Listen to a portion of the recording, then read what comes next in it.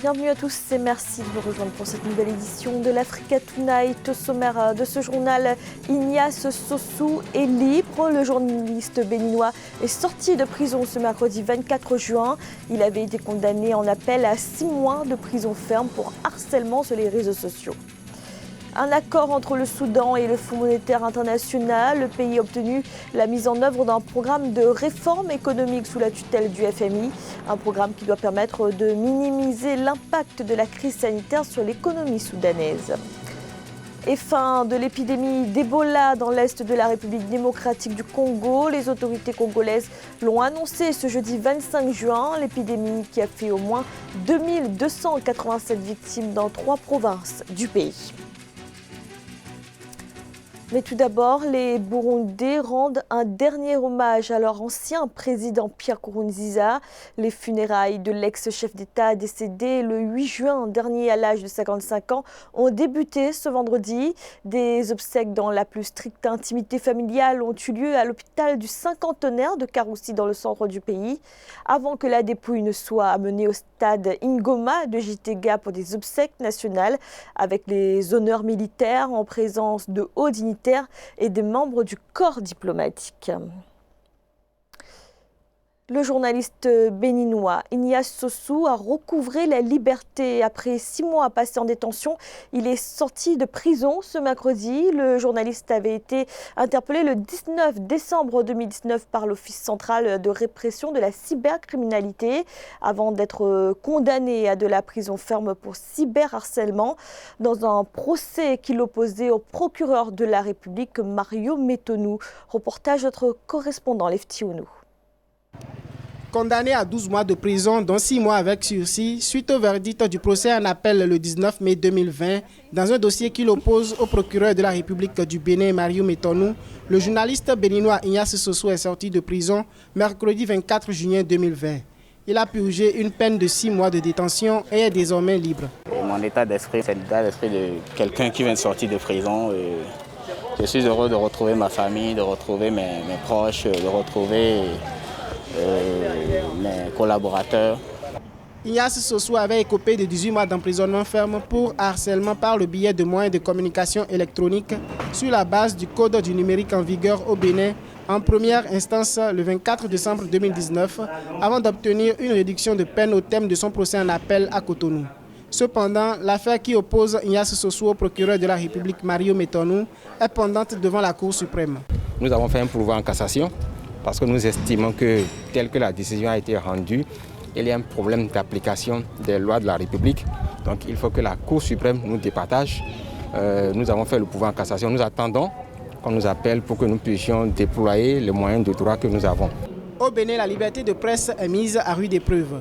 La condamnation du journaliste Ignace Sossou a suscité l'indignation des organisations de défense des droits de l'homme de par le monde et des associations professionnelles des médias. Le code du numérique ayant favorisé cette condamnation est controversé. Un autre journaliste, Casimir Pédio, poursuivi depuis plus d'1 an dans un dossier de diffusion de fausses informations, comparaîtra une énième fois le 10 août 2020 devant la Criette, Cour de répression des infractions économiques et du terrorisme. Dans l'actualité également, la pandémie de coronavirus et son impact sur l'économie congolaise. La crise sanitaire qui a déjà causé une récession avec un taux de croissance négatif et une forte augmentation du chômage. Pour soutenir les entreprises dans ce contexte difficile, le gouvernement va mobiliser 40 milliards de francs CFA. Reportage de notre correspondant d'Eva Panzou. Après 3 mois d'arrêt d'activité, Oliviane, propriétaire du restaurant Miam, situé au plateau des 15 ans dans le 4e arrondissement Mongali à Brazzaville, tente de se relancer après l'annonce par les autorités de la réouverture des bars et restaurants. Les pertes économiques sont inestimables et la reprise depuis ce mardi 23 juin 2020 a été timide. 3 mois, sans personne, tout le monde est cloîtré chez lui. C'est une perte, mais vraiment à un niveau inestimable. La reprise a été quelque peu timide au regard déjà de la période qui a été choisie, la date du 23 est une date, on est pratiquement à la fin du mois. Grand nombre de personnes n'ont plus assez d'argent pour se faire plaisir. Pour rappel, la réouverture des bars, restaurants et hôtels n'est entrée en vigueur que ce mardi 23 juin 2020. Grâce au Fonds national de solidarité, le Premier ministre Clément Mwamba a annoncé la mobilisation d'une enveloppe de 40 milliards de francs CFA pour accompagner les entreprises touchées par les effets négatifs de la crise sanitaire liée à la Covid-19. On attend que les agents recenseurs passent, voient quels sont les établissements qui répondent aux normes. Et puis après, avoir accès à ce qui nous est dû. On attend tous, bras ouverts, qu'on passe à l'action. Les mécanismes de mise en œuvre de ce financement seront précisés par les ministres en charge de l'économie et des finances en rapport avec les partenaires du secteur financier. Par ailleurs, les chiffres continuent à grimper tandis que les mesures de restriction sont allégées progressivement. Le gouvernement soudanais vient d'obtenir du Fonds monétaire international la mise en œuvre d'un programme de réforme structurelle de 12 mois, programme qui pourrait conduire à un allègement de la dette du Soudan auprès des institutions financières. Il sera notamment question de réduire l'impact économique de la pandémie de Covid-19. Nathalie Mo. Le Soudan sera soutenu par le Fonds monétaire international FMI pour un programme de réforme structurelle des politiques macroéconomiques au cours des 12 prochains mois. Un accord a été conclu entre les deux parties le 23 juin 2020. Un soulagement pour Khartoum qui avait engagé des pourparlers dans ce sens en début juin. Le programme contrôlé par le FMI vise à réduire les grands déséquilibres macroéconomiques, à réduire les distorsions structurelles qui entravent l'activité économique et la création d'emplois, à renforcer la gouvernance et les filets de sécurité sociale et à progresser vers un éventuel allègement de la dette pays pauvres très endettés. Le gouvernement soudanais a besoin d'environ 1,9 milliard de dollars pour couvrir le programme de paiement de ses subventions. Le Soudan espère pouvoir rétablir une relation de confiance avec des partenaires financiers grâce à la restructuration de son économie soutenue par le FMI. La mise en œuvre des mesures préconisées par le Fonds monétaire international, par le gouvernement soudanais, va forcément leur ouvrir la porte à l'obtention de facilités, ils appellent ça des prêts bonifiés. Voilà l'avantage que vous avez à contracter avec le Fonds monétaire international ou la Banque mondiale, parce que c'est des institutions spécialisées dans le développement qui vous donnent donc des crédits importants à une maturité longue, avec possibilité de rééchelonnement. Au Soudan, l'inflation a atteint un sommet annuel de 100% en mai 2020. La monnaie du Soudan s'est dévaluée à 150 livres soudanaises pour $1 sur le marché noir, contre 55 au taux officiel en raison de la pénurie de devises. Et déjà 1,8 milliard de dollars d'engagement à soutenir le plan économique de réforme du gouvernement soudanais. C'est la promesse de la communauté internationale réunie ce jeudi à Berlin pour une conférence de partenariat. 400 millions de dollars de la Banque mondiale sont également attendus. Un vaccin contre le coronavirus sur le continent également. La recherche s'active. En Afrique du Sud, un premier essai de vaccin est effectué dans 2 villes du pays. Et au Nigeria, un vaccin préventif est à l'étude. L'objectif est que l'Afrique ne reste pas en marge des avancées médicales concernant ce virus. Corinne Kamsefem. Parallèlement au débat sur la fabrication et l'accès aux vaccins qui se tient depuis ce 24 juin entre l'Union africaine, l'Organisation mondiale de la santé et les Nations unies, plusieurs pays africains s'activent autour de la problématique du vaccin contre le Covid-19. C'est le cas de l'Afrique du Sud qui a annoncé le lancement ce même jour des essais cliniques d'un vaccin. Ce sont environ 2000 personnes âgées de 18 à 35 ans qui prendront part aux essais du vaccin fabriqué au Royaume-Uni. L'objectif de cette conférence était de positionner l'Afrique dans le cadre des échanges avec les producteurs de vaccins et pourquoi pas évaluer notre capacité à produire nous-mêmes nos propres vaccins. Le continent possède des facilités pour produire ces vaccins. Le Sénégal, par exemple, produit des vaccins pour la fièvre jaune. L'Égypte et l'Afrique du Sud ont également des facilités pour la production des vaccins.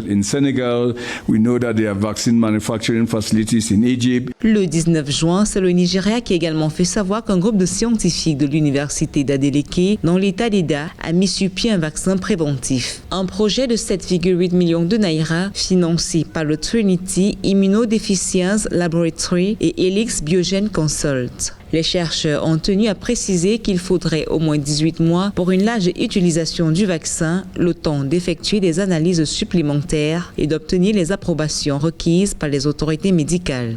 Le ratio de ceux qui ont besoin de vaccins est plus élevé que celui de ceux qui ont besoin de médicaments. C'est pourquoi nous avons concentré nos efforts sur le vaccin et il est efficace. C'est le résultat de la détermination. Il a fallu beaucoup d'efforts scientifiques. L'Afrique se mobilise pour l'accès au vaccin alors que les cas d'infection au Covid-19 continuent d'augmenter. Le continent a franchi le cap des 300 000 cas le 21 juin avec des pics de contamination en Afrique du Sud, en Égypte, au Nigeria et en Algérie.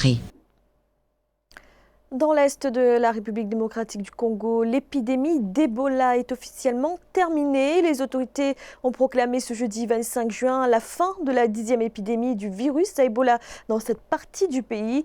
Une annonce saluée par l'Organisation mondiale de la santé. Corinne Comsefem. Fin de l'épidémie d'Ebola dans la région nord-est de la République démocratique du Congo et des provinces du Nord Kivu. L'annonce a été faite ce 24 juin par le ministre congolais de la Santé publique, le docteur Eteni Longodo, après que le pays ait passé plus de 55 jours sans signaler un nouveau cas. Depuis près de 2 ans, le pays, en collaboration avec l'Organisation mondiale de la santé, OMS, est engagé dans une lutte sans répit contre ce virus. Ce n'était pas facile et parfois cela semblait une mission impossible. Mettre fin à cette épidémie d'Ebola est un signe d'espoir pour la région et le monde, qu'avec la solidarité, la science, le courage et l'engagement, même les épidémies les plus difficiles peuvent être contrôlées. Néanmoins, le pays doit encore faire face à une nouvelle épidémie à Bandaka, la capitale de la province occidentale de l'Équateur. L'épidémie y a été annoncée le 31 mai. Cette 11e épidémie du pays depuis la découverte du virus près de la rivière Ebola en 1976 a déjà fait 13 victimes, avec 24 personnes atteintes selon les autorités. Je pense que pour les équipes, c'est une grande réussite. Cette épidémie a été très particulière car, comme vous le savez, c'est la première épidémie dans une zone de guerre active avec plus de 100 groupes armés dans les zones où l'épidémie s'est produite. L'épidémie d'Ebola dans l'Est, la 10e vague, a commencé en août 2018. Le bilan fait état d'environ 3500 cas signalés et près de 2300 décès selon l'OMS. Il s'agit de la 2e pire épidémie de la maladie après celle qu'a connue l'Afrique de l'Ouest en 2014, une épidémie qui a tué plus de 11 000 personnes. Pour les autorités du pays, cette victoire doit être une source d'inspiration dans la lutte contre la pandémie du nouveau coronavirus. Et au moins 3 morts dans des inondations en Côte d'Ivoire, des décès qui s'ajoutent aux 16 autres causés par un glissement de terrain il y a une semaine. Abidjan, la capitale économique, fait face à des pluies diluviennes. Une saison des pluies qui débute en mai et dure jusqu'à fin juillet. En 2018 déjà, des inondations meurtrières avaient fait 18 morts et des travaux d'évacuation des eaux avaient alors été entamés. C'était le journal de la rédaction. Merci de l'avoir suivi. Retrouvez dans un instant une nouvelle édition de l'information.